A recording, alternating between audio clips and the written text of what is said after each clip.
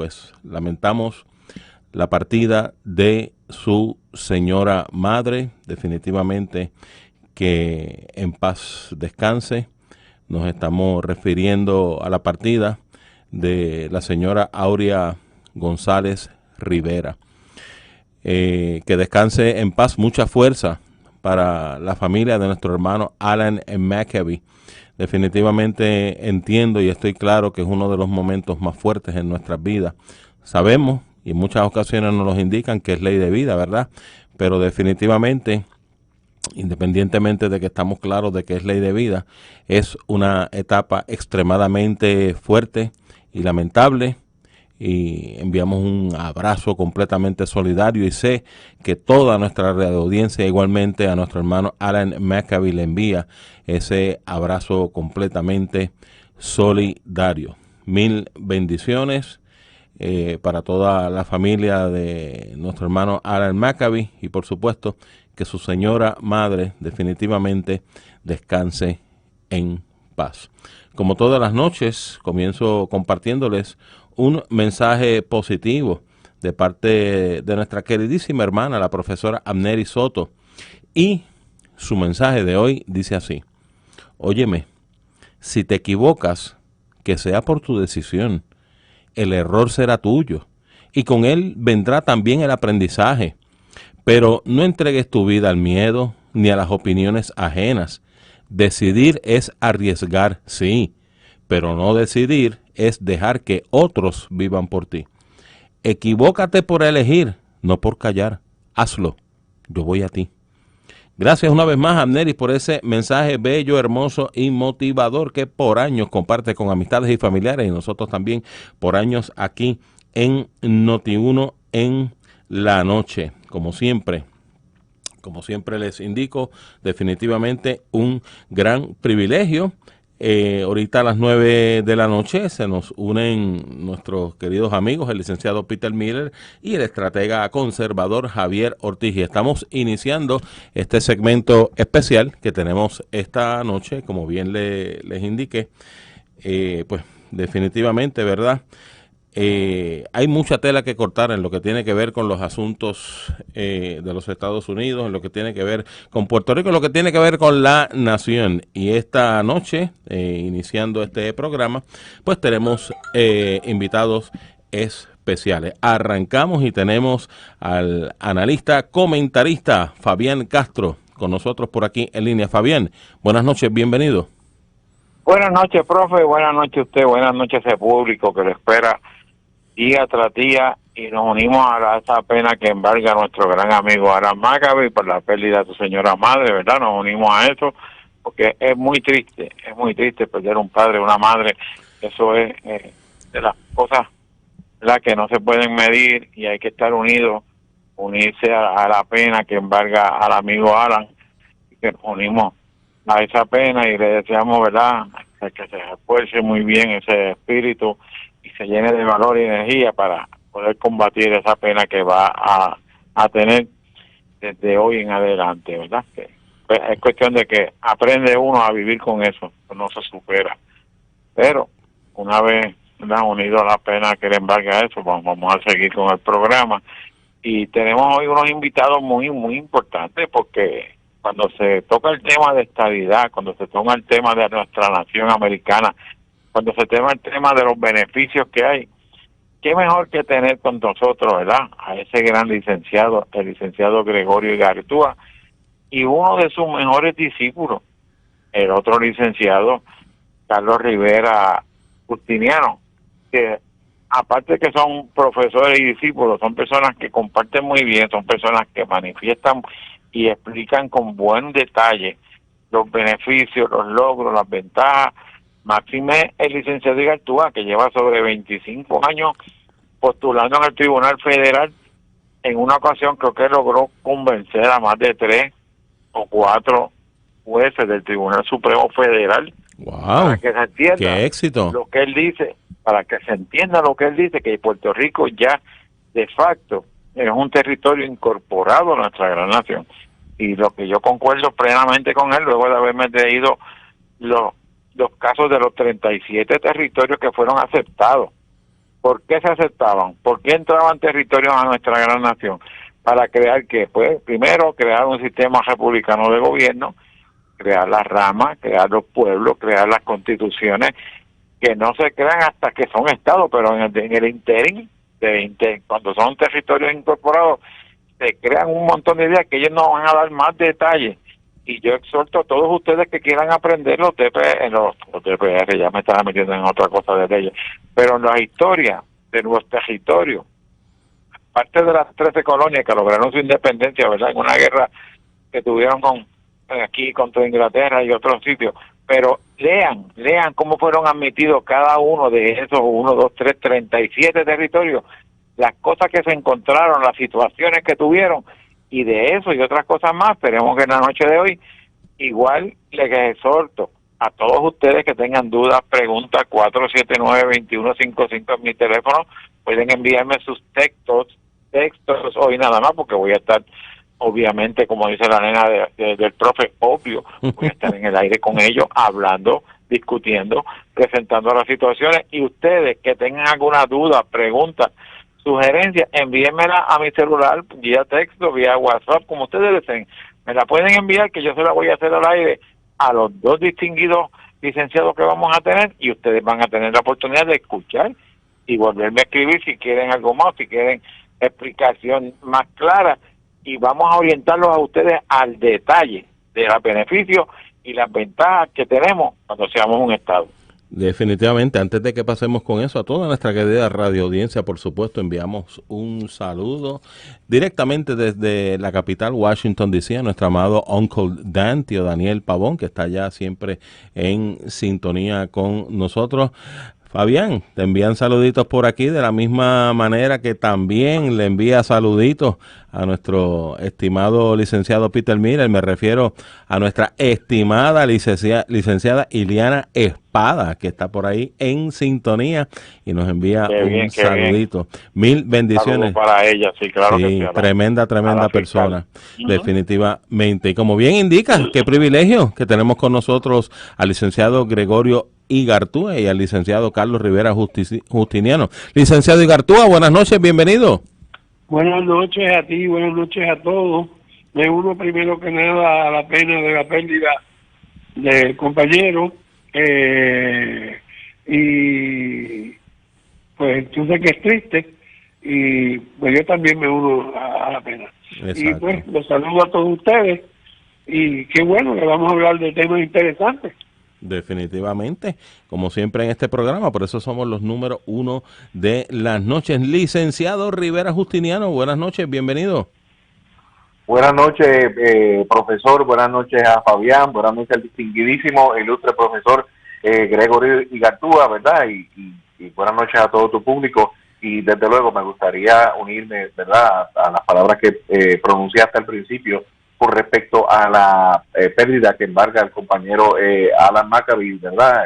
Una pérdida enorme, y asimismo nos imaginamos que debe estar el vacío que siente en su alma. Así que un abrazo para él, y la paz de nuestro Señor Jesucristo para él y toda su familia. Amén. Licenciado Rivera Justiniano, nuestra querida hermana, la licenciada Iliana Espada, igualmente le envía un gran saludo, un abrazo enorme, muchas bendiciones.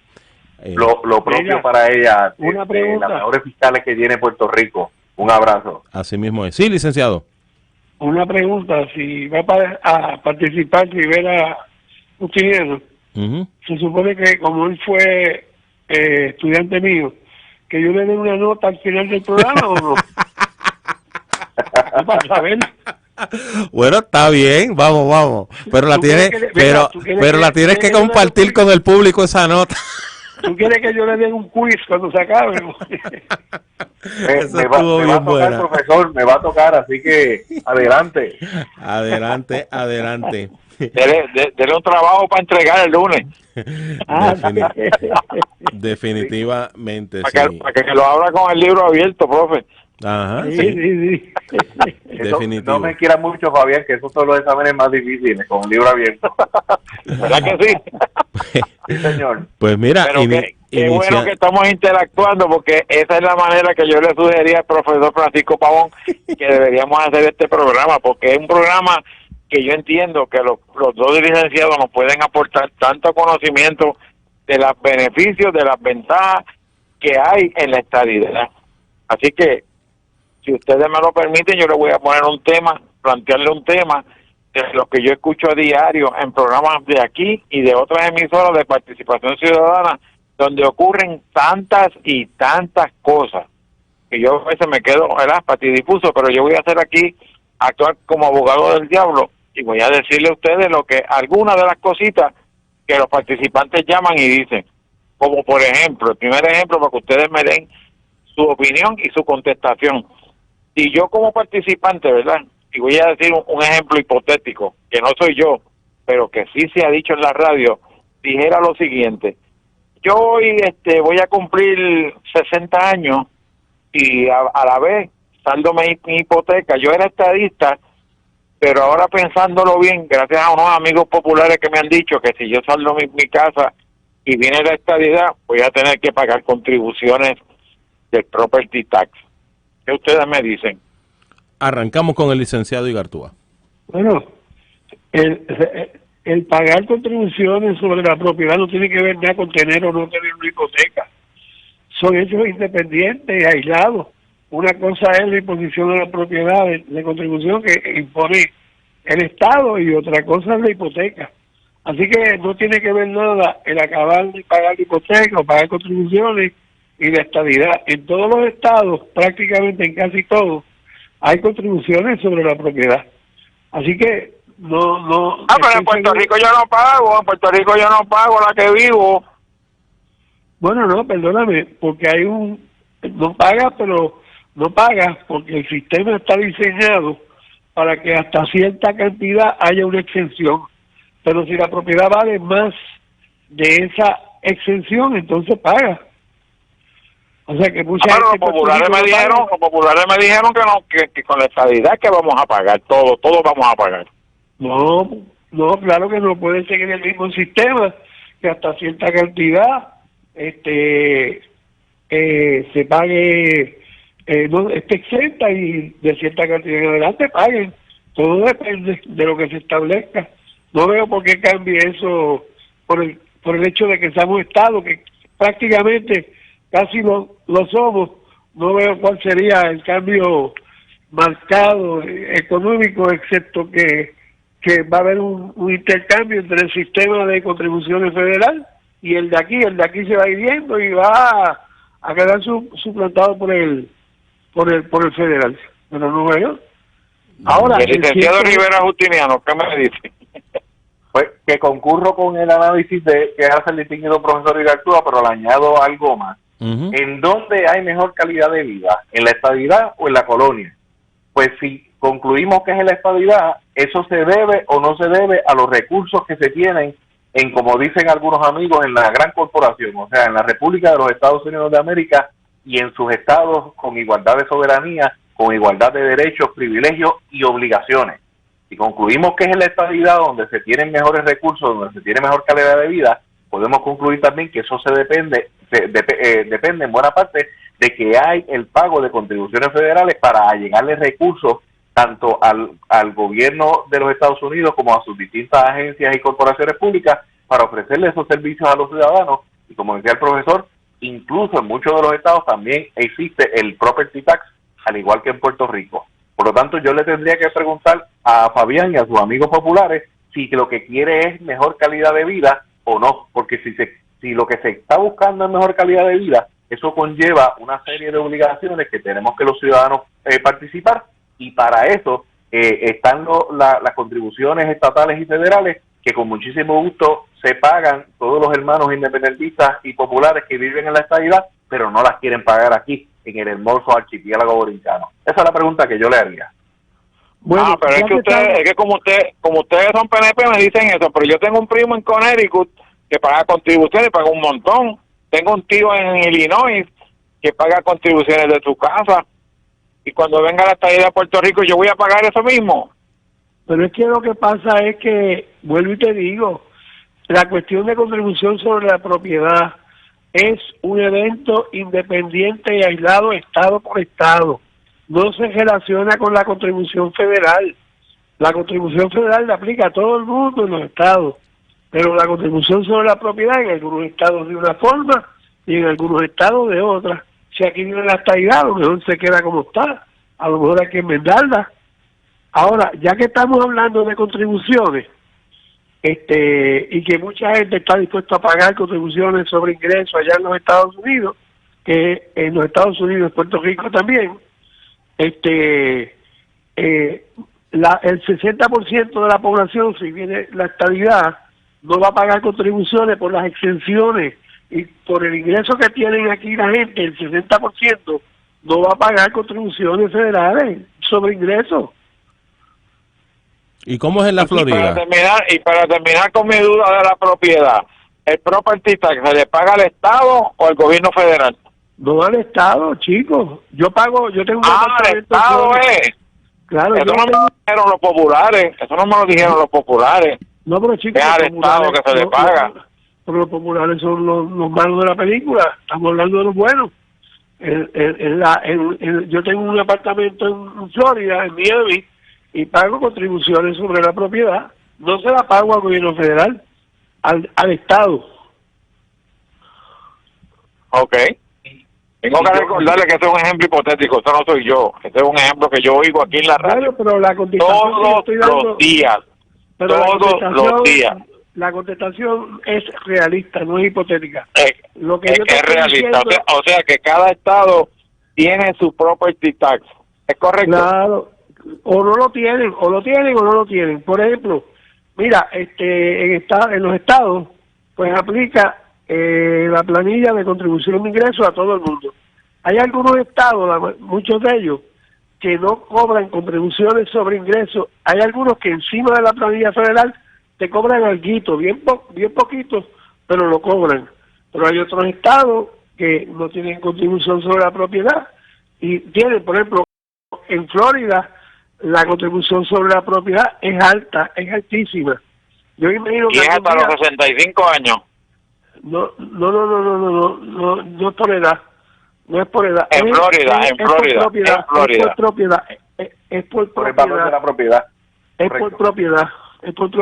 Por eso, pero en Florida, de su casa donde usted vive, paga hasta los 65. De ahí para arriba, está exenta. Ojalá fuera así para yo no estar pagando. Ojalá fuera como tú dices, no está exenta. Yo tengo dos amigos, a uno que vive en Jacksonville y otro en Tampa, que me dijeron eso. Les tengo que volverlo a cuestionar.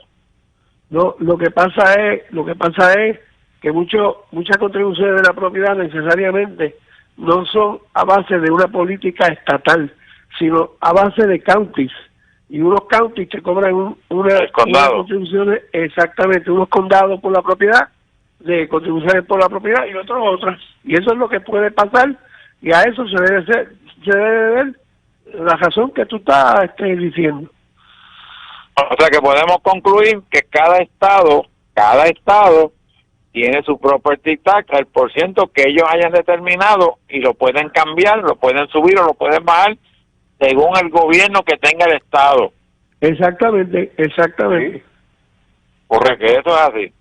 Tengo otra duda que pueden tener las personas que yo escucho a diario por aquí, por otras emisoras, decir lo siguiente: yo tengo un carro en Nueva York y pago 200, 300, hasta $400 cada 6 meses por el seguro del carro. Cuando venga la estadidad, ¿Puerto Rico va a pagar eso? No, igualmente, independiente, esta política en cada estado es diferente. En cada estado es diferente. El seguro de los carros. Puerto Rico el seguro compulsorio es $99. Exactamente. Pero al ser estado, el gobierno puede decidir dejar los 99, poner 50 o poner 200, porque eso es cuestión de quién, del estado, ¿no? Exactamente. Correcto. Exactamente. Ambos concurren también en eso. Exactamente. Sí, totalmente de acuerdo. Lo que está vinculante al ciudadano es la política contributiva que tenga el Estado y la política de seguro, porque cada Estado tiene soberanía independiente de los otros para ese tipo de consideraciones de los impuestos de propiedad, o si lo tiene o no, del impuesto que paga el ciudadano sobre el consumo en el Estado, si lo tiene o no, y de la política de las leyes de seguro estatales, si las tiene o no. Eso es parte de la soberanía que tienen los estados con respecto a los habitantes en su respectiva jurisdicción. Exactamente, correctamente. Tengo otra que esta bota la bola y rompió el bate. Hay una persona que llama a este emisora y a otra y alega lo siguiente: Puerto Rico hizo un pacto en 1952 y es a los puertorriqueños, como él mismo dice, voy a citar sus palabras textuales, y a los puertorriqueños es a quien nos compete decidir cuándo Puerto Rico va a ser Estado, sí o no. Que Estados Unidos, el Congreso ni Washington DC no son los que van a determinar cuándo seremos Estado, sino somos los propios puertorriqueños que eso lo vamos a decidir. Bueno, mira, si quiere que yo hable primero o usted adelante, hablar primero. Ok. Oye, estás acumulando puntos, ¿viste? Ya va como por 50. Sí, usted sabe que yo no aprendo rápido, pero yo aprendo. Qué bueno. Mira, entonces, pues déjeme decirle, nosotros hemos seguido un proceso en Puerto Rico de irnos asimilando a ser como un Estado, al igual que hicieron todos los estados antes de ser Estado. Ese paso, ese camino, se estableció desde el comienzo de la nación en el 1787 mediante la adopción de una ley que se llamaba la Ordenanza del Noroeste, que se estableció en el Congreso para decidir cuándo los territorios se iban a convertir en estados. O sea, los territorios se tenían para convertirse en estados, no para mantenerlos como colonia ni esas cosas. Entonces, esos requisitos mayormente eran, pues mira, estar organizado internamente como un gobierno de forma republicana, que quiere decir de 3 ramas de gobierno, tener una población que mínima, que en aquella época era de 60,000 habitantes. Ahora mismo la población mínima sería la que se necesita para cualificar, para votar por lo menos por un representante, que es como 630,000. Era lo que tenía Washington DC, tenía la mínima para poder votar por el presidente, por electores. Entonces, tener un comisionado residente, pues así las cosas, nosotros desde que nos adquirieron, nos han ido asimilando, y ya en el 52, cuando nosotros adoptamos la Constitución, que será otro de los requisitos, que se adoptó no porque las impusieron, se adoptó porque nosotros establecimos una asamblea constituyente que de Miguel Ángel García Méndez, Luis A. Ferré y mismo John Marín, el Partido Independentista tuvo una participación pasiva, no querían, y entonces diseñaron la Constitución en esa asamblea con la participación de todos los dos partidos principales. Se le envió al Congreso, el Congreso la evaluó, la aprobó, y entonces pues hubo un acuerdo, fue un meeting of the minds, como cuando se hace un contrato, donde entonces se legisló para dársela al pueblo de Puerto Rico, para que el pueblo de Puerto Rico votara y la aprobara, y el pueblo la aprobó. ¿Qué fue lo que pasó ahí? Pues mire, mejor que yo... Licenciado, permítame a meter una cuñita pequeña ahí antes que siga, porque lo que usted va a explicar ahora como la constituyente y lo que se estableció y lo que permitió y no permitió Washington es la consecuencia de la ley 600 de 1950, ¿correcto? Fue como la consecuencia de la ley, como consecuencia de la ley 50. La ley 600 de 1950 que lo que los permitió fue tener una constitución. Tener una extensión, realmente era una extensión de la ley Jones del 1917, pero enmendada. Pero que en ningún sitio dice que vamos a tener un sistema de gobierno X o Y. Bueno, adoptar una constitución era para regir nuestros asuntos internos, al igual que los estados. Y entonces, el arreglo iba a ser irreversible. Ese arreglo, ese meeting of the minds, esa unión de acuerdo entre la mente congresista y el pueblo de Puerto Rico iba a ser irreversible. Se acordó por Muñoz, por Miguel Ángel y por Don Luis. Es un acuerdo irreversible. En el 58, después que se había adoptado la Constitución, Muñoz le pidió a Hernández Colón, que acababa de llegar de estudiar y ser abogado, y le dijo que le hiciera una tesis de qué era lo que había pasado en el 52. Y él hizo una tesis de 49 páginas. Y en la página 46 y 47, él concluye que lo que había pasado con la Constitución era que se habían acabado de cumplir con todos los requisitos que vienen siendo los de la Ordenanza del Noroeste para ser Estado. O sea que ya podíamos ser Estado porque teníamos todos los requisitos.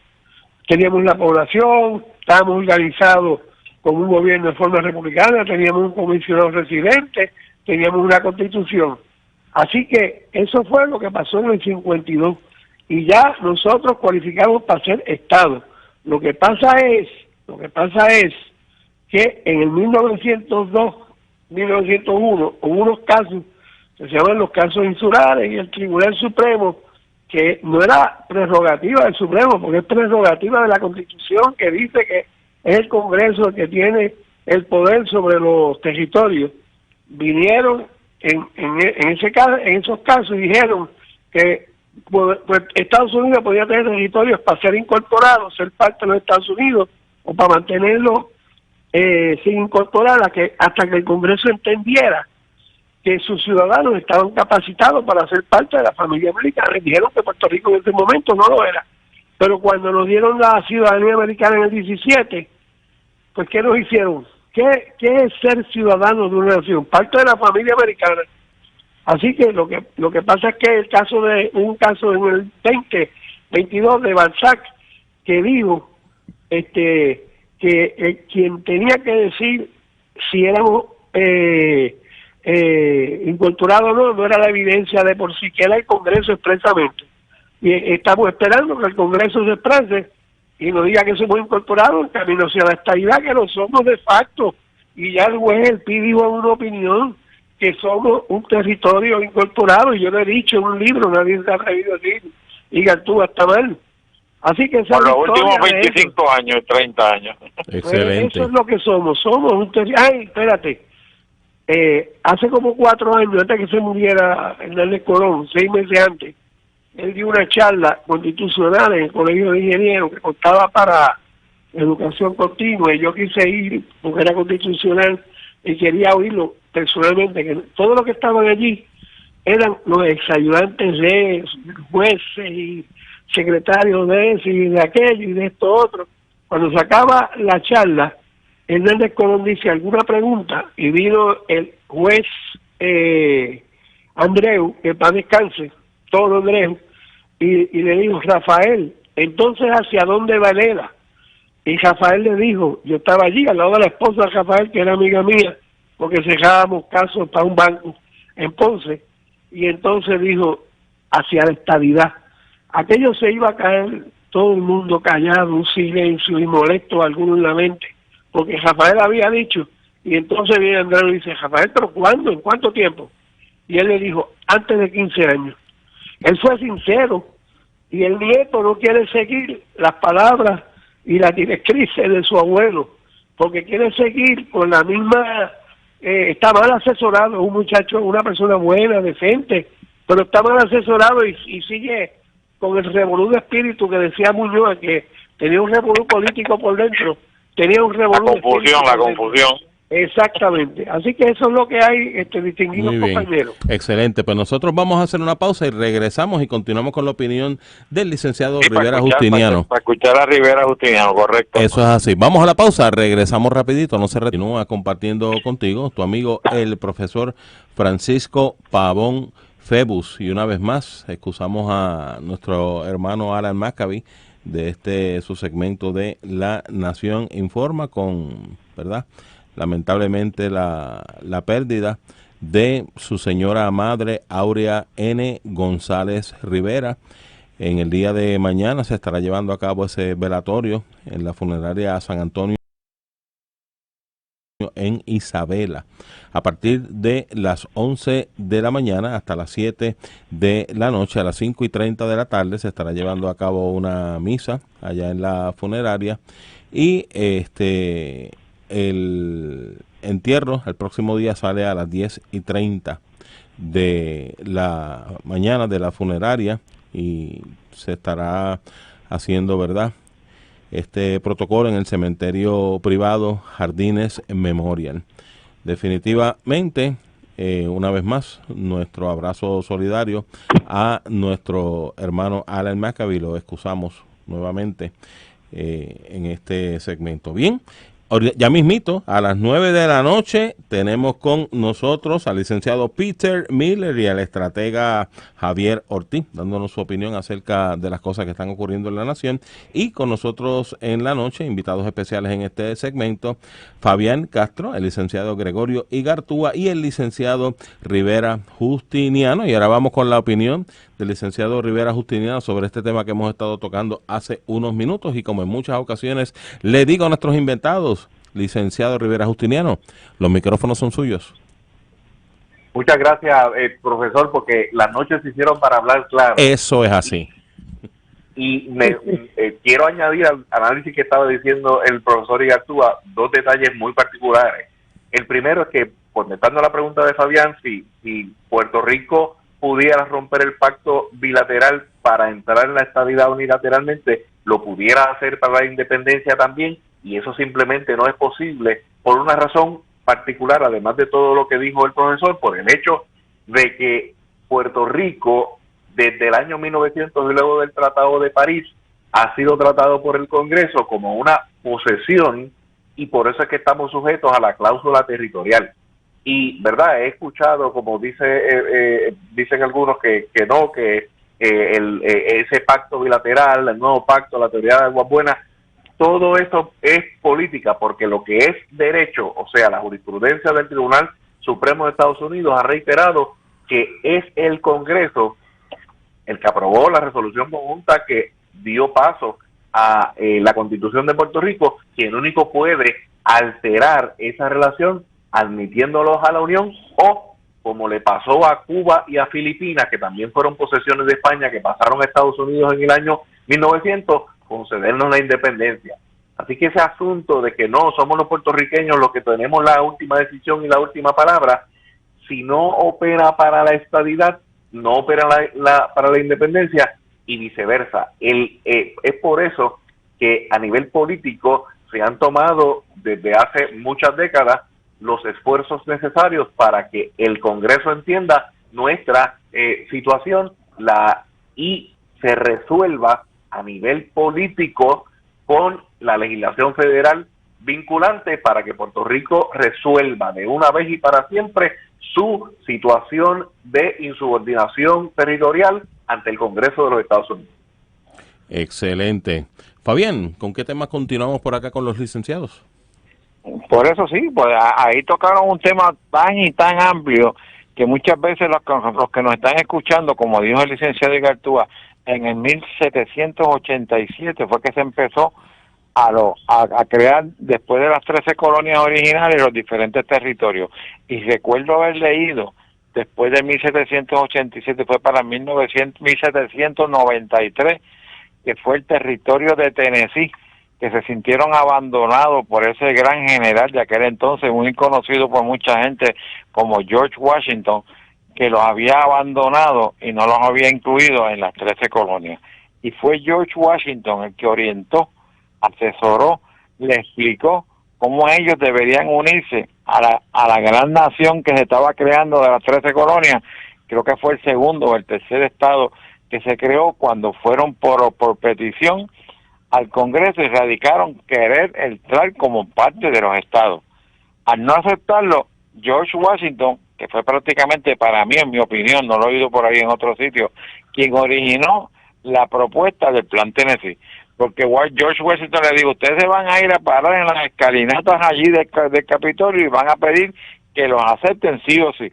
Y fue así que nació el primer estado, que fue Tennessee, que entró por el que ya conocemos, Plan Tennessee, que fue seguido por 5 territorios más que fueron los que lo consiguieron. Así que eso lo que dijo el licenciado de los 60,000 habitantes, que muchos de los territorios no llegaban ni a 25,000 y certificaron tener los 60,000, certificaron no tener religiones mormones, certificaron no tener esclavos, porque los esclavos los estaban pasando con el apellido del amo, el amo que tenía la finca. Todo eso que yo estoy contando no me lo estoy inventando yo. Ustedes pueden ir a buscar, como yo lo busqué en Wikipedia, Statehood for Tennessee, Statehood por Oregon, Statehood por California, Statehood por todos los 37 territorios, y ustedes van a ver la serie de cosas que se toparon, que encontraron y que vieron para poder lograr la estabilidad. Así que vamos a seguirles explicando y vamos a preguntarle a los distinguidos licenciados qué otros beneficios, porque para pedir la admisión de Puerto Rico hay que hacer lo que se llama un acta de admisión, y valga la redundancia, donde ya Puerto Rico la hizo por primera vez, creo que fue en el 2013, ustedes me corrigen, que se solicitó el acta de admisión, y el Congreso que había en el 2013 no necesariamente es el mismo que está ahora, aunque puede que tenga alguno de esos participantes. ¿Qué correspondería ahora? Radicar una nueva acta de admisión, llevando los resultados que no hay, a mi juicio, no hay requisito alguno para tener el 20, el 30, el 50, el 60, el 70% de los votos para solicitar la admisión, ya que hay en el libro Estado Patria de Luis Dávila Colón, que estuve leyendo, y hay una página que la voy a traer pronto al programa, ya que encontré el libro, donde hubo territorios que hicieron una consulta. En uno de ellos, la estadidad, sí o no, la estadidad en el sí sacó un 12% y fueron estados. O sea, ustedes me explican, ustedes los licenciados me explican cuáles son los requisitos, cuándo podemos actuar o radicar nuevamente un acto de admisión, y cuál es el requisito que tendría, si hay alguno, ¿verdad?, por nuestra nación USA para ser Estado. Comenzamos con el licenciado Igartúa. Bueno, mira, en primer lugar, yo no sé si el compañero Rivera Justineno dijo que hacía falta un plebiscito, él lo dijo, con una consulta.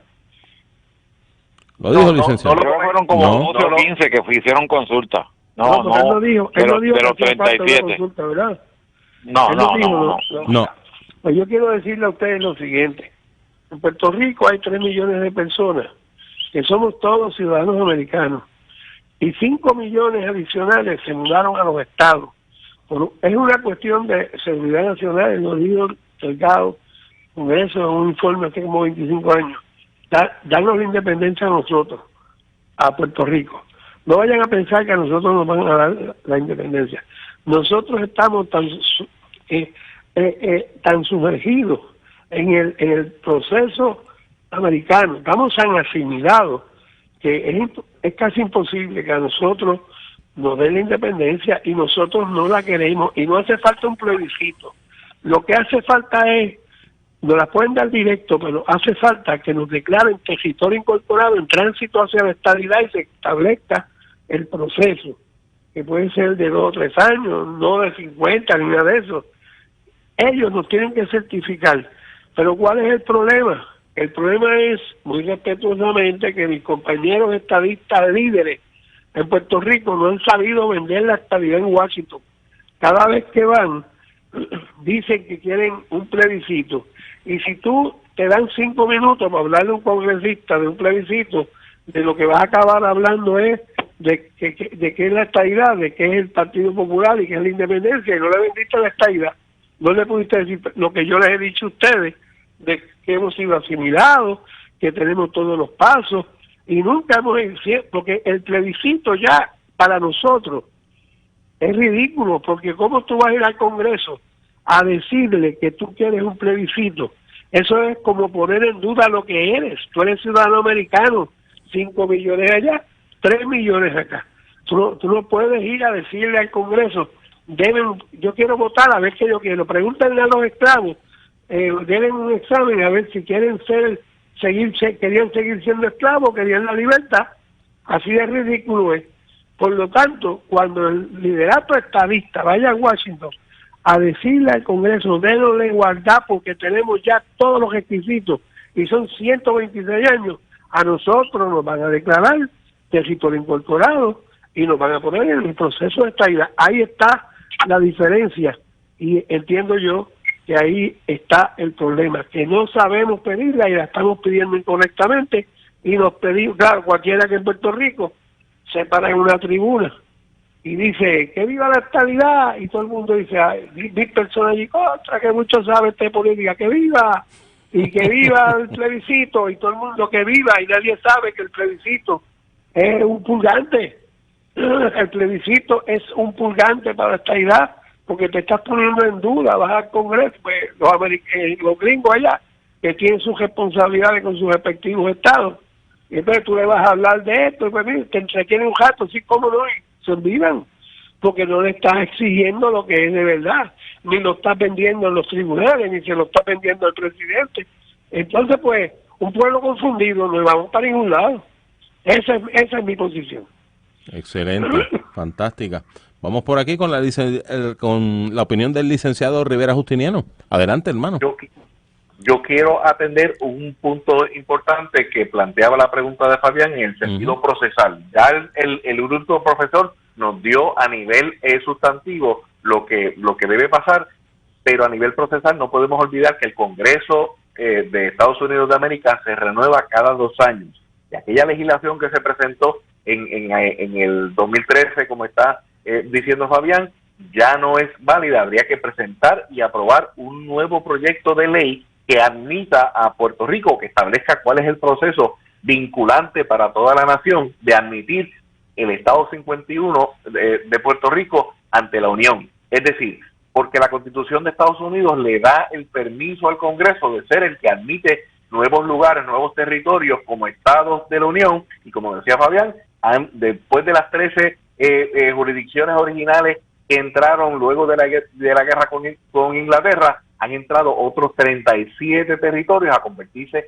en estados con socios en igualdad de condiciones, es decir, las mismas condiciones de derechos, obligaciones y privilegios con respecto a sus demás conciudadanos estadounidenses en todo el territorio que compone los Estados Unidos de América. Y ese proceso político, jurídico, porque se trata de un proceso político, como decía el profesor, de nuestros hermanos del norte, que tienen a su vez que representar distintos intereses de los distintos estados que componen.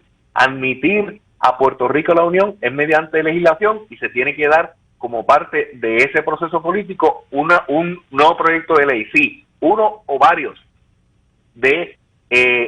ya sea del Senado hacia la Cámara o de la Cámara hacia el Senado. Recordemos que en Estados Unidos como en Puerto Rico el Congreso Nacional tiene 2 cámaras, y que lo tiene que firmar desde luego esa legislación el presidente de los Estados Unidos, para que entonces sea vinculante ese proceso para que se admita a Puerto Rico a la Unión. Y el profesor planteaba un punto bien importante. Puerto Rico está ya y admitido por Hernández Colón, como hemos sido ilustrados todos esta noche, en vías de convertirse en un estado de la Unión, porque la consecución natural del Estado Libre Asociado tendría que terminar en esa preparación de gobierno autónomo que se convierta en gobierno soberano con la entrada de Puerto Rico a la Unión. Y ese proceso únicamente lo autoriza la legislación federal que se apruebe en su día, que puede o no convertirnos en territorio incorporado antes de la estadidad, ¿verdad? En eso ha habido muchísimos debates que también he participado con el profesor, pero lo importante es lo siguiente: independientemente del mecanismo específico que escoja esa legislación, Puerto Rico va a ser admitido a la Unión el día que el Congreso de Estados Unidos así lo acepte. Excelente. Continuamos por acá, Fabián. Abundando en eso, antes que va a llegar a la próxima opinión, Puerto Rico, para ser admitido, y esa palabra que dijo el licenciado Justiniano, vinculante, fue en el cuatrenio pasado, allá en el Congreso, donde por primera vez en la historia de los Estados Unidos de América, por primera vez en Cámara, se aprobó un proyecto que debía ser vinculante en caso que Puerto Rico hiciera otra consulta. Lamentablemente no se pudo aprobar en el Senado, pero para el conocimiento de ustedes, nunca en los 37 territorios, en los pocos que hubo consulta, nunca se aprobó por parte del Congreso un proceso vinculante donde ellos se comprometieran al resultado de X o Y fórmula. Así que eso es algo como Nobel, algo que se vio por primera vez el cuatrienio pasado, y que si se volviera a conseguir en ambas cámaras sería un paro, a mi opinión. No sé cómo ustedes lo ven, me gustaría escuchar su opinión. Arrancamos entonces con la opinión del licenciado Igartúa. Bueno, lo de vinculante, yo no estoy de acuerdo con el proceso vinculante, porque el proceso vinculante es el plebiscito. Y lo que pasó que tú estás citando, muy respetuosamente te digo, que fue una toma de pelo donde todos los demócratas votaron en mayoría en la Cámara, todos, sin ninguno abstenerse, a favor de un proceso que ellos sabían que en el Senado no lo iban a cobrar. Pero para complacer a Nidia Velázquez, pues hicieron y aprobaron esa legislación. Pero esa legislación fue una falsa representación y ellos lo sabían. No es vinculante, aquí lo único vinculante, ¿tú sabes qué es? Que estamos asimilados como un Estado y que somos ciudadanos americanos y tenemos que reclamar la igualdad. Hay algo vinculante, el derecho de nosotros y la obligación de los Estados Unidos a darnos la igualdad. Eso es lo vinculante. Eso hay que exigirlo, hay que exigirlo. Exacto, esa es la palabra. La palabra es exigir que nos den la igualdad. Así tenemos que ir a Washington. No con esto de espérate, con un plebiscito, si esto, no. Muy bien. Nosotros tenemos ya que ponernos como machotes ahí, dennos la igualdad, que ya es tiempo que lo hacen. Excelente. Licenciado Rivera Justiniano, denos su opinión, por favor, al respecto. Francisco, pues yo me permito concurrir en parte y disentir en parte. Concurro totalmente con el hecho de que la estabilidad para los puertorriqueños es nuestro derecho inalienable como ciudadanos americanos. Así Desde es. que nos dieron la ciudadanía el 2 de marzo de 1917, los hijos de esta tierra tienen el derecho a sentarse a la mesa en igualdad de condiciones con el resto de sus conciudadanos y exigir, en eso estoy de acuerdo con el profesor Igartúa, exigir la misma representación en el Congreso que tienen sus hermanos, es decir, 2 senadores y la cantidad proporcional de representantes, el voto por el presidente, nuestro comandante en jefe de las tropas estadounidenses, y eso requiere acción congresional. Ahí es donde disiento, porque ciertamente Puerto Rico ha votado todo este siglo, y repito, todo este siglo, una y otra vez por la estabilidad. La estabilidad viene, no importa lo que quiera el comisionado residente o no, es cuestión de tiempo, ya lo dijo su abuelo. Y por lo tanto, el proceso tiene que ser vinculante, en mi opinión, en el sentido de que es el Congreso el único autorizado, la Cámara y el Senado de los Estados Unidos, los únicos autorizados a admitir territorios nuevos a la Unión, y por lo tanto, nosotros vamos a exigir, vamos a exigir que ese Congreso actúe para que en la medida y en la legislación que corresponda, con un nuevo proceso de plebiscito o no, en esa verdad peleo un poquito con el profesor, porque a mí no me preocupa lo que quieran los demócratas o los republicanos. A mí lo que me ocupa es nuestro derecho a exigir, y que el Congreso tiene que responder a esa exigencia mediante una legislación que nos admita a la Unión. Bueno, yo quiero añadir, y permítame antes que se acabe el programa darle la nota aquí a cuando me vaya a acabar el programa para ayudarle la nota. Aplos. No, yo les diré cuando se acabe el programa, yo les digo, mira, lo voy a decir públicamente, la nota que voy a dar, mira, curiosamente, dentro de la asimilación, Puerto Rico tiene una particularidad, y es que todo el proceso de asimilación ha sido con el consentimiento expreso del pueblo de Puerto Rico. Cuando nos adquirieron en el 98, le preguntaron a nuestros tatarabuelos y abuelos si querían dejar de ser ciudadanos españoles o querían seguir siendo españoles, y todo el mundo dijo que no. El 99.9 dijo expresamente que querían ser nacionales americanos. Cuando nos dieron la ciudadanía, el 99.99 en el 17, nos dijeron que si queríamos quedarnos como estábamos, movernos a la ciudadanía americana, votamos de nuevo. Había que llenar un papel si no quería, y el 99 no lo llenó, y o sea que fue ofrecida, porque hubo casi 400 que no la quisieron. Exactamente, y la Constitución en el 52 fue votada, autorizada expresamente por el voto de nosotros los puertorriqueños. Así que si alguna particularidad bonita tiene la asimilación de nosotros a la nación, es que fue con nuestro consentimiento. Aquí nadie puede decir que los independentistas, que si no nos han obligado, que si nos han empujado, nada de eso. Por eso es que no hace falta para mí un plebiscito.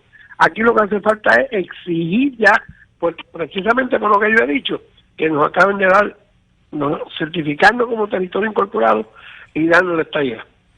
Excelente. Y para, como siempre hago en los programas con el profesor, cuando ahora en este caso el amigo Rivera Justiniano usó la palabra inalienable, a veces pensamos y damos por sentado que todo el mundo entiende. La palabra inalienable quiere decir que no se puede dejar fuera, que es irrechazable. Y le corrige el licenciado Rivera Justiniano, cuando algo es inalienable, usted no la puede dejar afuera, no la puede eximir o sacarla, sino que tiene que estar ahí porque es parte de nuestros derechos a la mayoría que quiere estar unido a la gran nación americana, ¿verdad, licenciado? Eso es correcto, Fabián, porque no existe el ser puertorriqueño desde el 2 de marzo de 1917, no existe el ser puertorriqueño o el ser ciudadano americano. Una cosa es esa ciudadanía no existe. Los que nos llaman vendepatria, como yo le digo a cada rato por aquí, no podemos vender lo que no tenemos. Tenemos que ser primero dueños de nosotros mismos con la estadidad o en la independencia, pero como no tiene voto en la independencia, tenemos que ser dueños de nuestra patria con la estadidad. Entonces, si queremos, la podemos vender o no venderla. Así mismo es. Excelente. Bueno, de verdad que hay muchísimas variantes en lo que tiene que ver con estos temas. En un minutito, cada uno por aquí, quiero que me den su opinión al respecto. Y es una opinión que comparte nuestro amado tío Daniel Pavón, capellán de la policía allá en Washington, D.C. Dice que tiene la impresión, y esto es siguiendo la línea de estadidad, que tiene la impresión que permitir a los Estados Unidos utilizar las bases Roosevelt Roads y Ramey en Aguadilla sería un acto positivo en el paso hacia la estadidad. Licenciado Igartúa, ¿qué piensas al respecto? Pues claro que sí. Además, en primer lugar, sería una reincorporación, porque se habían ido, una reincorporación, un proceso de incorporación del aparato federal en Puerto Rico nuevamente. Quiero que sepan que cuando se fueron las bases de Puerto Rico, le dejaban a Puerto Rico más de $1 billón, porque en las bases venían, en primer lugar, los soldados y familias gastaban chavos en Puerto Rico, le compraban a los mayoristas, a Suárez y compañía, a toda esa gente, productos de comida para las bases, y entonces los familiares venían y se quedaban en los hoteles al lado de las bases. O sea, había una economía, se controlaba más la droga, ¿entiendes? Así que sí, eso que tú me estás diciendo, pues claro que sí. Ok. Licenciado Rivera Justiniano, ¿qué piensa al respecto? Tú no tienes que pedirte permiso a ti mismo para usar los cuartos de tu casa, ¿verdad que no? Pues por lo tanto, el gobierno de los Estados Unidos no tiene que pedirle permiso a nadie para usar las bases que están en territorio de los Estados Unidos para la defensa de los Estados Unidos de América y los intereses de la seguridad nacional. Así que no hay que pedirle permiso a nadie, porque esto es Puerto Rico, USA. Y al tío Dan, gracias por su servicio, que sé que es veterano de Vietnam, lo honro y lo distingo siempre. Sí, es definitivamente, ¿qué te puedo decir? Un orgullo de nuestra familia Pavón completamente. Wow, esta ahorita se nos fue a las millas definitivamente. Quiero agradecerles, pero completamente, esta participación especial que han tenido en este segmento esta noche. Fabián, gracias por esta organización que has trabajado durante esta noche. Licenciado Gregorio Igartúa, licenciado Rivera Justiniano. Hemos adelantado un montón esta noche. Un momento. El licenciado sí.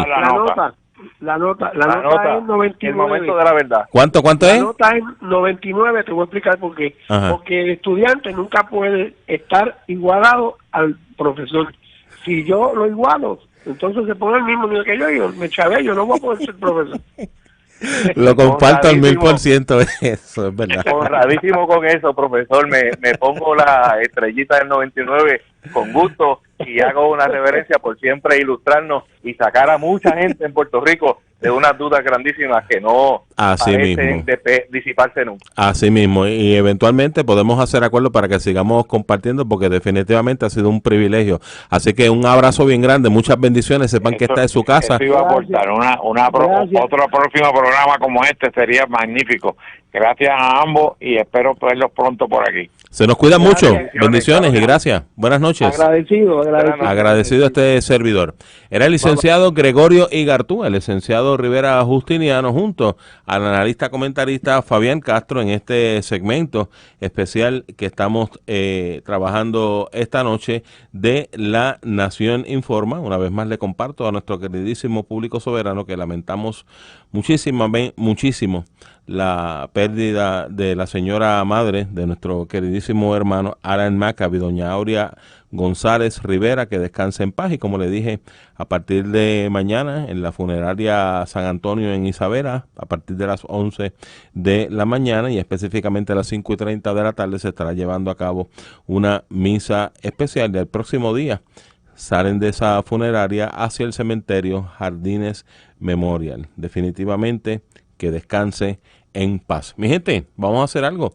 Vamos a hacer una pausa. Cuando nosotros regresemos de la pausa, se nos unen el licenciado Peter Miller y el estratega conservador Javier Ortiz. No se retiren. Este segmento de La Nación Informa. Una vez más, un abrazo grande, solidario a nuestro hermano Alan McAbee. Y con nosotros aquí en línea, lo sé que ustedes están en espera de ellos, me refiero a nuestros queridísimos amigos, el licenciado Peter Miller y el estratega conservador Javier Ortiz.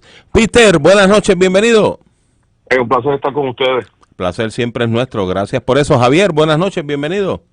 Buenas noches, profesor y licenciado. Un placer y honor poder estar con ustedes esta noche. El placer y el privilegio siempre es nuestro. Arrancamos por aquí, pues definitivamente queremos tener la opinión de ustedes en lo que tiene que ver con estas cosas que se están dando. Mira, el hundimiento de una yolita que tenía 4 motores, porque tenía los 4. Eso es un buque. Es un buque. ¿Y qué es lo acorazado? Y que pues diatre, me leíste la mente completamente, porque quiero que tengamos. ¿Tú ves la clase de dron de idiotas que tenemos en los medios?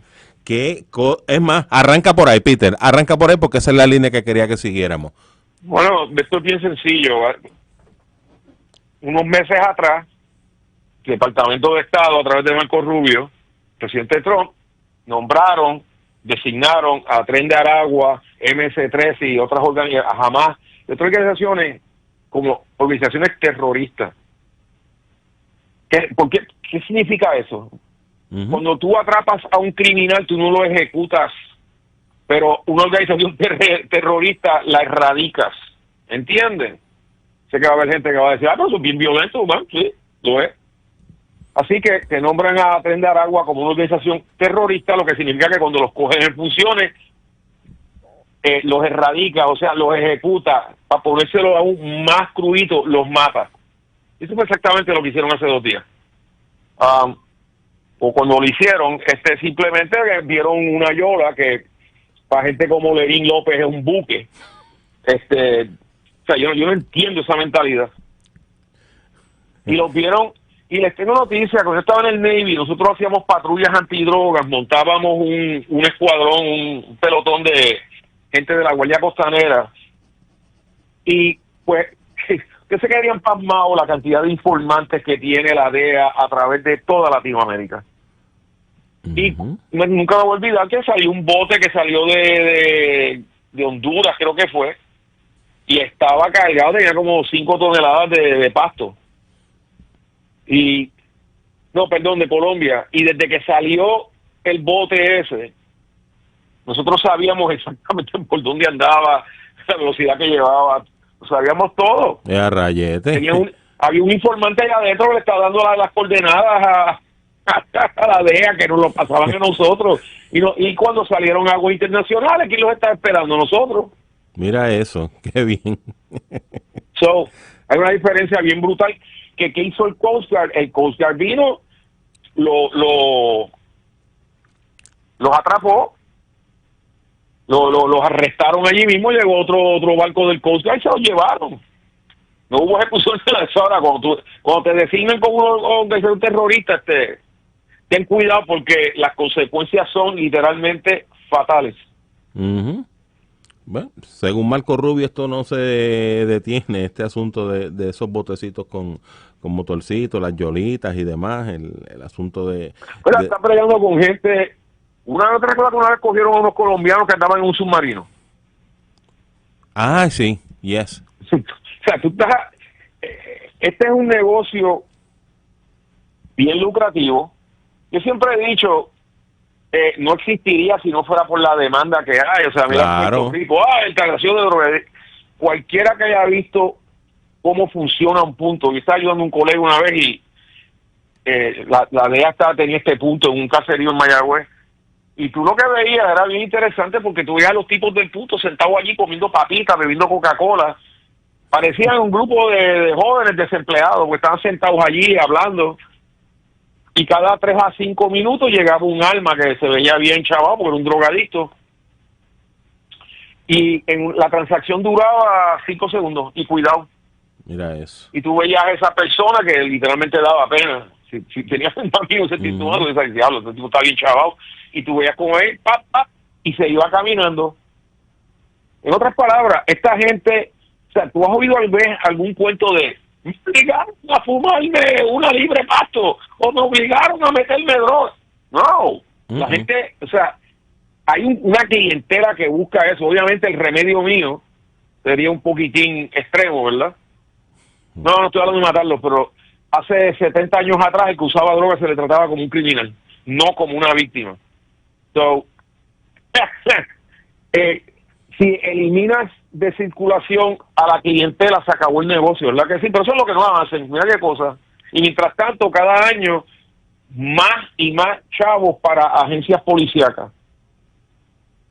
Yo creo que hay unos cuantos que nos hemos dado cuenta que desde que el presidente Reagan declaró la guerra a drogas, hace 40 y pico años atrás, los presupuestos de las agencias policíacas han crecido exponencialmente. Y sin embargo, tú sigues viendo un montón de tecatos caminando por ahí. No sé, yo por lo que pregunto, ¿no sería más sencillo sacarlo fuera de circulación? Y así como que eliminas el negocio. Pero dejo que Javier toque esa. Pero en términos de Tren de Aragua, mira, yo lo que creo es que mientras más maten de ellos, mejor. Son parte del equipo de Maduro y a Maduro hay que sacarlo a las buenas o a las malas. Literal. Javier, danos tu opinión al respecto, por favor. Yo creo que esto demuestra un cambio de pensamiento de esta administración, de cómo se va a lidiar con organizaciones que en parte están apoyadas por gobiernos en la región que se dedican al tráfico de drogas, y que aquí hay una conexión que en el pasado yo he oído al licenciado hablar de esto, de que aquí hay una conexión con China. En un momento China exportaba fentanilo a México y ahora exportan los precursores, los químicos precursores con personas que tienen el conocimiento de cómo hacer el fentanilo para hacerlo en sitios como México, por ejemplo, donde estaba el secretario de Estado hoy. Y aquí hay unas cosas importantes en ese punto, porque ayer sucede esto conectado con Venezuela. Hoy estaba el secretario de Estado en México, no nos olvidemos, y yo creo que mucha gente no sabe esto, pero Ron Johnson, el embajador nuestro en México, empezó su carrera en el ejército, se retiró como coronel de fuerzas especiales y continuó el servicio como oficial paramilitar en la Agencia Central de Inteligencia. Una persona que obviamente tiene conocimiento y trabajaba la cuenta contra narcóticos en el Comando de Fuerzas Especiales cuando estaba en la Agencia Central de Inteligencia. Y la conexión aquí es que el mensaje de ayer es claro. Los pudimos haber arrestado, pero como cualquier persona que esté tratando de traer drogas a los Estados Unidos está contribuyendo a a la muerte de americanos en suelo americano, los vamos a tratar como lo que son, terroristas. Yo estoy de acuerdo con ese análisis, y lo que sucedió ayer es un mensaje para todos los gobiernos de todas partes del mundo, pero claramente Colombia, partes de Ecuador, Bolivia, partes de Paraguay, partes de Brasil, donde se cosecha la coca, que se convierte en cocaína, y donde el gobierno chino pues ayuda a traficantes chinos y traficantes de Irán también. Hezbollah tiene una operación muy grande en lo que se llama la Tri-Border Area, no sé cómo se dice eso en español, en Brasil, Paraguay y Argentina, donde Hezbollah literalmente hace transacciones ilícitas que con eso costean sus terrorismo. O sea que esto es un cambio fundamental de cómo los Estados Unidos, por lo menos en esta administración, ha pensado y va a actuar en contra de cualquier persona, gobierno o entidad criminal que esté haciendo actividades que van en contra de los intereses de los americanos. Y yo creo que eso es importante. Aquí lo que yo creo que también, profesor, y yo sé que el licenciado ha hablado de esto en el pasado, es que yo digo esta histeria que hay en Puerto Rico, de que si en Puerto Rico hay actividades militares y que rol va, oí a alguien hablando en Puerto Rico que si Puerto Rico está a 500 millas de Venezuela y que si estamos en peligro y todas esas cosas. Y pues el licenciado, por favor, me corrija si estoy incorrecto, pero mi perspectiva de donde yo veo ese es el desconocimiento de cómo se armaron los convenios que transfirieron las bases militares para control civil del gobierno de Puerto Rico. Me acuerdo muy bien. Lo he dicho y lo voy a tener que decir otra vez esta noche. Cada vez que yo oigo a estos supuestos analistas hablando en los medios, yo digo, diablo, pero estos tipos lo que tienen una sobredosis de glutamina. ¡Wow!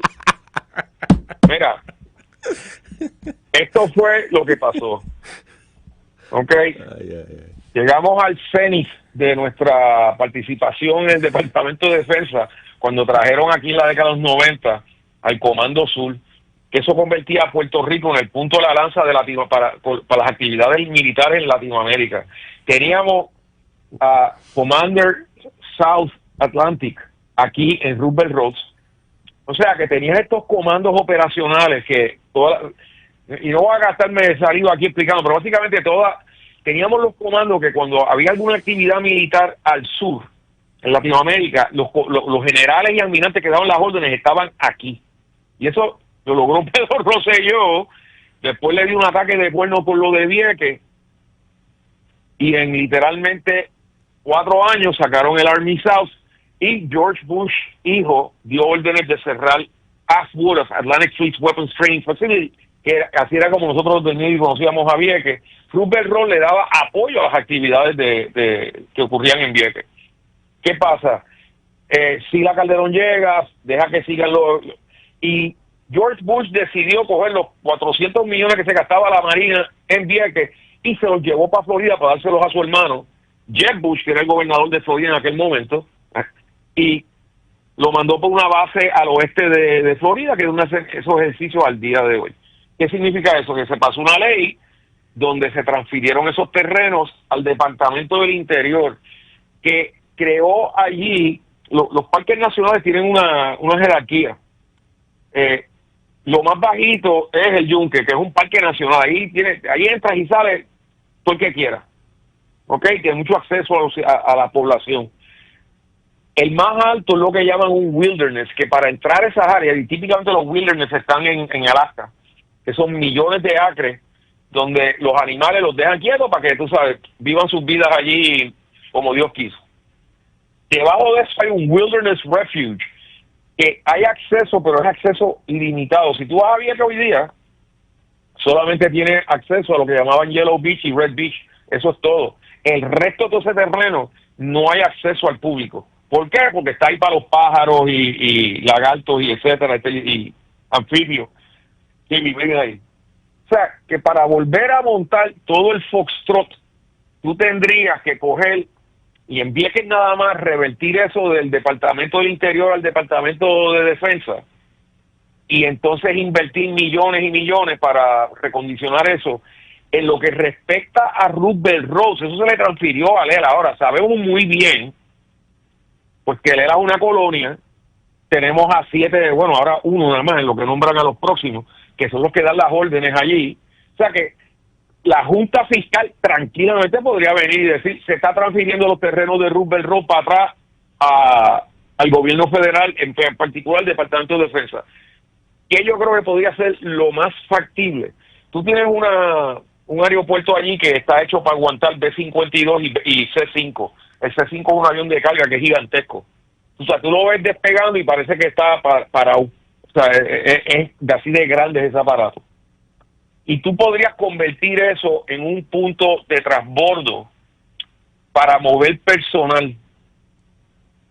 Pero va a haber gente que va a decir, ¿para qué tú te vas a gastar todos esos decenas de millones en recondicionar a Vieques cuando tenemos bases en el sur de Estados Unidos, en Mayport, por ejemplo, que es allí está, tú tienes el Jacksonville Naval Air Station y tienes el Mayport Naval Station. Estás hablando de que se tardan un día extra los barcos y los aviones llegan en 3 horas. So, ¿para qué tú tienes que gastarte eso cuando puedes? ¿Me entienden por dónde voy con esto? Ahora, tú podrías... Pero por la interrupción, ese precisamente es el punto, ¿no? O sea, cuando lo que se llama el Local Redevelopment Authority, que es lo que está corriendo Rosie Roach, que dependiendo de cómo lo queramos ver, pues no ha podido hacer nada sustantivo con eso. Y todas las ideas de que tiene un puerto de alto calado y tiene esto y tiene lo otro, nadie que yo sé, o sea, y yo he hablado con gente que en el pasado ha tratado de hacer negocios allí y dice, mira, hacer negocios en Puerto Rico es complicado por muchas razones. Y a mí, una persona de dinero, de mucho dinero, me dijo, y eso no es América. O sea, el hecho de que Puerto Rico tenga leyes laborales que deciden cómo y cuándo y que establecen la relación patronal, pues yo prefiero irme a Luisiana, y el señor hace botes en Luisiana que los pudiese hacer en Puerto Rico, y él le paga a personas que trabajan en la soldadura para que vuelen a Luisiana, trabajen allí, están 3, 4, 5 semanas, ganan mucho dinero y después regresan a Puerto Rico. Él prefiere hacer eso que hacer el negocio en Puerto Rico. No, porque Javier, permíteme, lo que ocurre cuando tú llegues a la legislatura, mira, te voy a dar una ley 80. La ley 80, tú tienes que pagar una mesada a tu empleado una vez sea un empleado permanente. Eso no existe en el sur, eso no existe en Luisiana, eso no existe en Alabama, eso no existe Georgia. en ningún sitio. Pero luego existe en los estados norteños que controlan los demócratas. Y mi excusa, pero la otra conversación que yo he tenido con personas de injerencia, usted hablaba del exgobernador Pedro Rosselló. A mí senadores me han dicho directamente, Pedro Rosselló ha sido el mejor promotor de la independencia de Puerto Rico. Yo sé que ellos no entienden en el contexto de Puerto Rico, pero desde la perspectiva de ellos, el movimiento para cerrar Rosie Roach, en realidad para cerrar Vieques, fue algo sorprendente para que viniera y fuese liderado desde la perspectiva de ellos, desde alguien que dice que quiere que sea Puerto Rico Estado. Y uno de ellos me dijo algo muy interesante. Yo oí a alguien hoy hablar de Puerto Rico en el contexto de bases militares en Texas. Un senador me dijo a mí, mira, cuando yo salgo de la base de Texas y llego a la economía, pues yo no me siento que estoy en un país diferente. Yo llego a Puerto Rico y yo me siento que yo estoy en un país diferente. La gente no me entiende, yo no puedo hablar mi idioma, ellos no pueden hablar mi idioma, nosotros estamos en otro sitio, y la conversación siempre es, ¿qué es lo que ustedes me van a dar a mí? Dice, sí, yo te voy a dar dinero, yo necesito bombardear sitios para practicar cómo se hace eso. Ah, no, pero aquí ustedes no pueden hacer eso.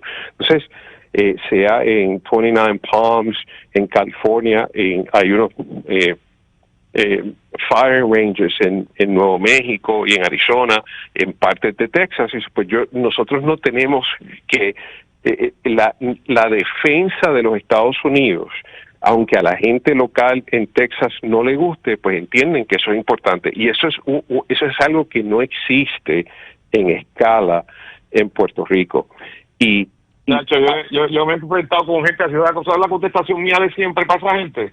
Yo le digo, mira, papo, yo me chupé casi 10 años en la Marina de Estados Unidos. ¿Tú serviste? No, pues ¿sabes algo? Yo pagué con mi cuerpo lo que tú no estabas dispuesto a hacer. Así que cállate la boca, no me orodes.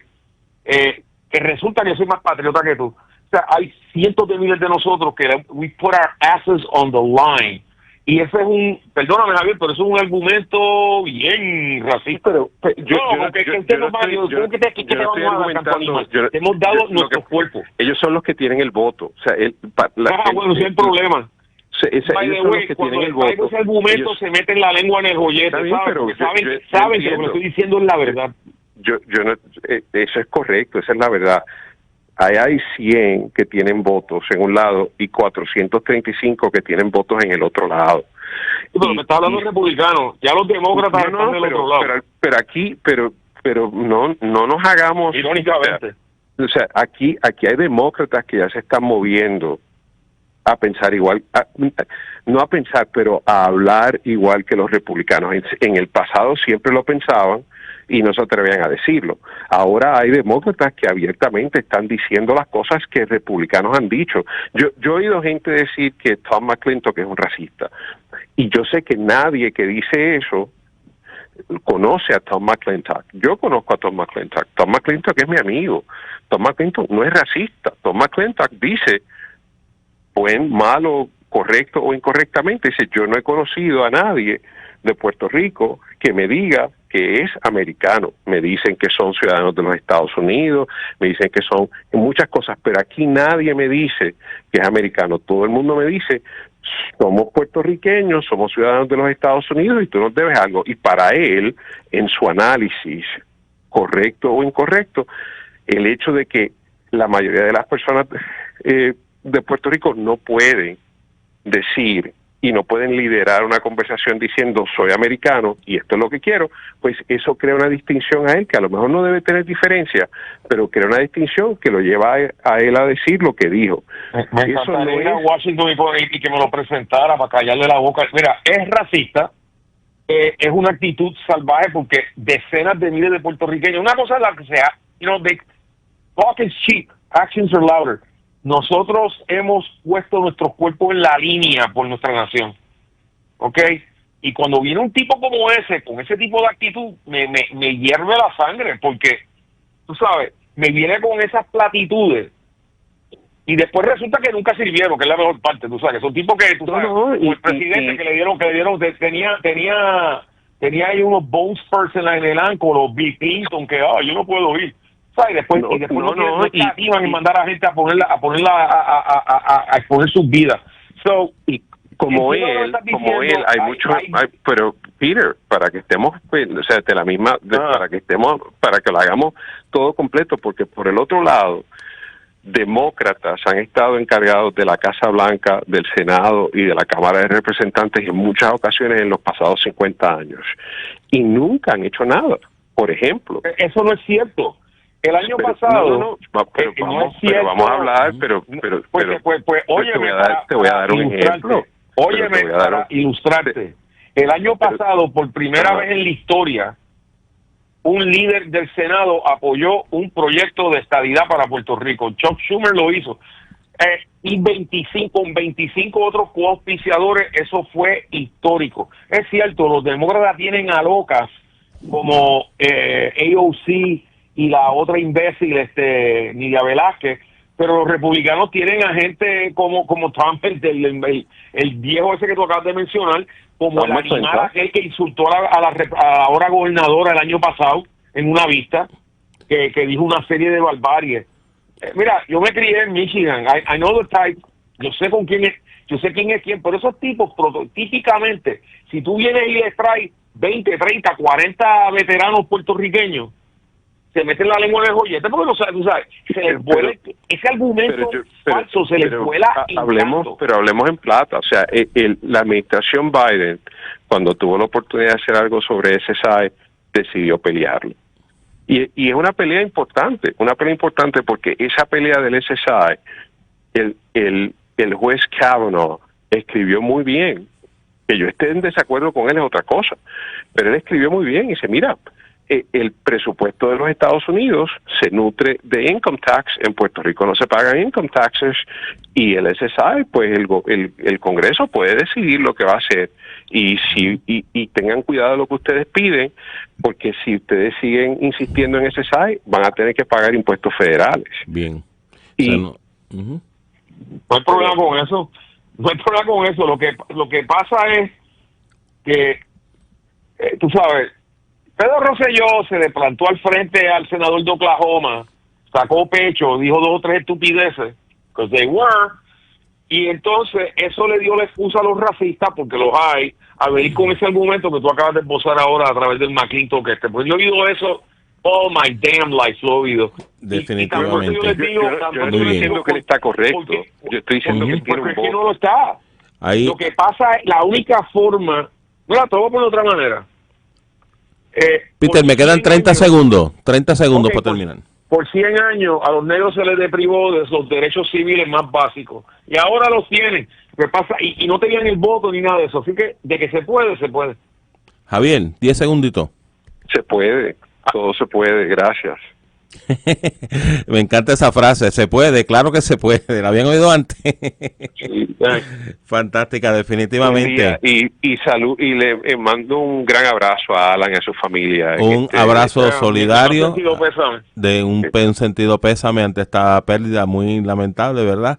Pero definitivamente estamos con él y su familia, y verdad, un momento difícil el cual están atravesando, y estamos muy solidarios. Que descanse en paz su señora madre. Licenciado Peter Miller y nuestro queridísimo hermano estratega conservador Javier Ortiz, gracias por compartir con nosotros y con el público soberano. Un abrazote bien grande y seguiremos compartiendo. Se nos cuida mucho. Buenas noches. Buenas noches. Mi gente.